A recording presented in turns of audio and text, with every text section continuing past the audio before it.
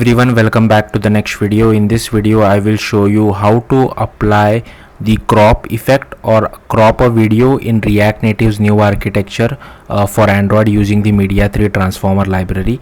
Now the video which you saw playing, I haven't applied any crop effect, so that was the original video which was playing. I'll just refresh it so that you can see the original video again. Also I had one convert button, so once I click on the convert button it will apply some crop effect. So here, as you can see in my code, I'll show the entire code later on. I have applied this hard coded crop effect, but if you want a video in which the user will select how much the video to crop, do let me know in the comments. But for now I have just kept it simple because this is extremely long tutorial. So here I'll just click on the convert button, and here you can see it is displaying the progress. The first value which you see is the progress state, and the second value which you see 019 is the how much conversion has happened. So here you can see I have cropped the video. Now there is one bug which I couldn't really figure it out, like there is no, if I click on the video there is no play pause button.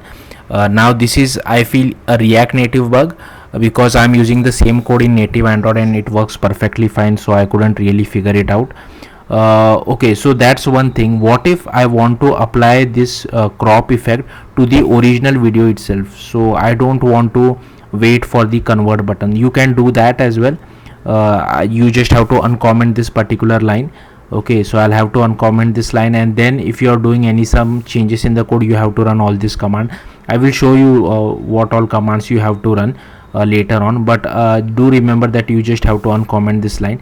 I'll have to rerun my application completely because I have changed a native code, so let's wait for it. Also, one more thing is, once I click on the convert button, it creates a new video of the crop effect, saves that video to external storage, and then starts playing the video inside the second video player. But some of you might don't want to click on the convert button. We just want to apply the crop effect or crop the original video itself. But if you go through your file explorer, the original video won't be changed. Only inside our app the original crop effect would be applied to our original video. So that's why this particular method is useful. But if you want to save the file to external storage or the video, then you have to make use of the convert button as well. Okay, so here you can see that the crop effect would be applied to the original video itself.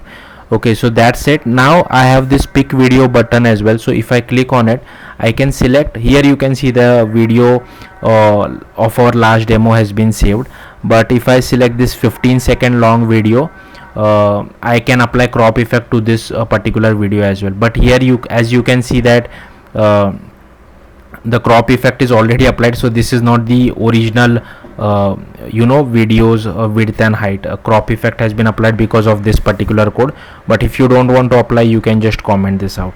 So let's see how to do this. Obviously we will be making use of React Native's new architecture, and it's highly recommended that you open this particular documentation as well as this documentation, because we will be copying a lot of code from this. So I have created a React Native project, and the first thing which I have to do is enable the new architecture. Obviously this is Android only tutorial for React Native, so just search for new arc enable. It should be present inside gradle.properties, and you have to make this as true. Once you make this as true, the next thing is you will have to go to this turbo module documentation which I shown you, so this one. Then create a folder called rtn my permission. Inside that I have created a file called package.json. so I have copy pasted everything from the documentation. Only this name has been changed, this name has been changed, and this name has been changed, and this name has been changed. I will tell you why I have created this turbo module, because from Android R and above we don't require the read write external storage permission, that is deprecated. So this would be helpful if you are clicking on the convert button, whereas below Android R we require the read write external storage permission.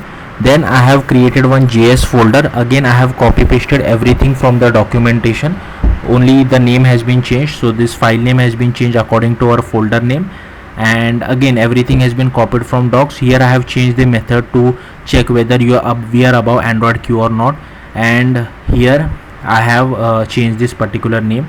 Then I have created an Android folder. I have created a build.gradle file. Again I have copy pasted it from docs.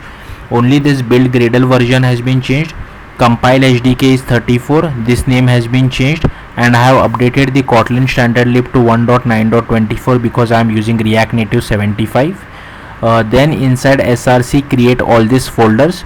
Firstly create my permission package.kt. Again I have copy pasted this documentation, this from document, only this name and this package name, and here everywhere I am referencing my permission module, as you can see.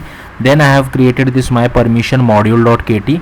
Again I have copy pasted most of it from docs. Only this name has been changed, and this name has been changed, and here we are just overriding our method which we have created, and this is how we check whether we are above Android queue or not. And here I am passing our appropriate name. Then you have to go to the Fabric documentation. So this one, here I have created this RTN my player. Firstly create package.json file. Again I have copy pasted this from docs. So only this name has been changed, this name has been changed, and this has been changed. Then I have created a JS folder. Inside that I have created a TypeScript file. Again copied it from docs. Here we are just creating this URL, and this name has been changed. Then I have created an Android folder. I have created build.gradle file. Again copied it from docs. Only this version number has been changed. This has been added because I want to use Kotlin. Here is 34, minimum is 24, target is 34. Kotlin standard lib 1.9.24, and here we have to add all this dependency as well as this lifecycle runtime dependency. Then I have gone to src main java com rtn my player. I have created my player package.kt. Again this has been copied from docs. Only this name has been changed, and here I am importing unstable API because this my player package references my player manager references my player, and my player references the Media3 APIs which are unstable. So again you will have to just copy paste it and change this name as well as this name. So we'll go to my player manager.kt. Again this has been copied from docs. Only this name has been changed, and this has been changed, this as well as this, and rest everything has been copied from docs. Only this name also has been changed. Here we are initializing our Kotlin file, and once we get the URL we call the init input player method which has been defined inside my player file. So if I go to my player.kt, again I'll just scroll up at the very top. So these are all the imports. If you want you can copy it. I'll simply scroll through this slowly. So here again this is marked as unstable API. So here is we are extending linear layout, lifecycle event listener, because we want to override that on stop, on pause, those kind of thing, and transformer.listener, so that we can know whether the conversion has happened completely successfully or if there is any error. So we will be overriding two methods, on completed and on error, which I will show you shortly.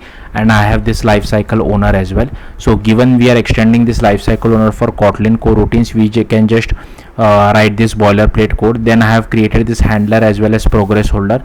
I have created our two exo players, two player views, one button and one progress bar as well. Then I have this file name variable. Playback position is 0, play when ready is true. Here is our transformer, here is our file path. Then I have this local video URL variable as well, and here I have applied this array list of effects. So this is hard coded for now, but if you want me to create a tutorial in which the user can select a crop effect for a video, do let me know in the comments. Then we have added this event listener. I have added the crop effect to our effect. Then we are setting the layout params for our linear layout. So here we are creating our player view as well. Now as you can see, I am displaying all the buttons for our player view, but I don't know why it is not getting displayed. I did found one hack, but it causes more issues which I will show you shortly. Then this is our button, and here I am adding some click listener on our button. Similarly for output player view as well, same as input player view, and this is our progress bar. So this was my hack, using something like this and then calling setup layout hack over here on line 157. But the issue is that it makes the input player occupy entire width and height, which is fine, but the button also occupies the entire width and height, and it overlaps on our input player. So that's the issue. That's why I'm not using it. Then here we are initializing our input player. Again, if you want to apply that effect as soon as a video is picked, so you can just uncomment this particular line, so you don't have to wait for the convert button to be clicked and all that stuff. Here we are initializing our output player. This is how we are releasing our player. Here we call up setup transformer, and then we call our transform video. So we just display our progress bar, initialize our transformer, pass our effect to it, create an external file, and just pass our transformer effect. So here you can see we are display like I showed you in the logcat, right, the progress state as well as the progress holder progress. So these are the two variables. Also know that the progress does not reach till 100, but you can make of this progress state which goes back to 0 once the conversion has been successful. And like I told you, we have two methods as well, on completed and on error, which will tell us whether the conversion has happened or not. So this is how we create external file for saving file to external storage. So this is also the code for it. Again, I have copy pasted it from Stack Overflow. Maybe you can do the same thing. So I'll simply scroll through this. Then we are overriding on completed. So here we display our output player, initialize it, save file to external storage, hide our progress bar, and inside on error we hide output player and progress bar and just display a toast message. And here we are overriding these methods to release our player. Okay, next what you will have to do is you will have to go to so this is done. Then you will have to open your terminal, go to the root of your React Native project. Firstly you will have to run this particular command. Okay, once you run that, then you will have to run this particular command.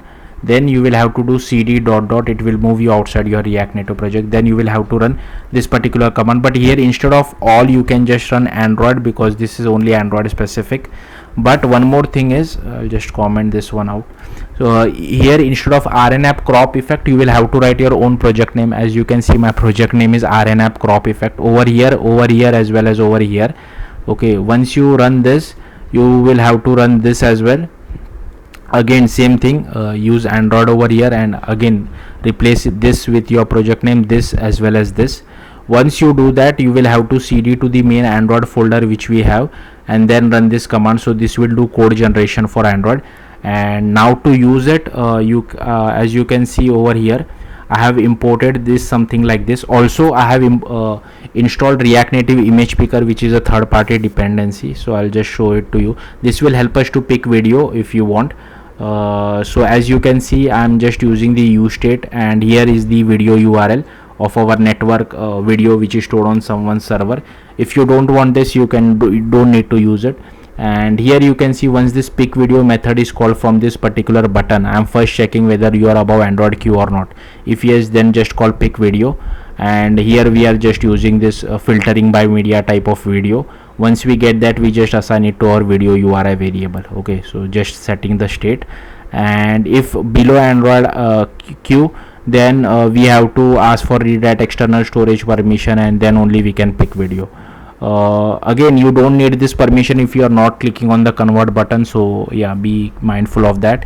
And if video URI is not equal to empty, then only I'm displaying our RT and my player native component. So yeah, that's it. Thank you for watching. Bye.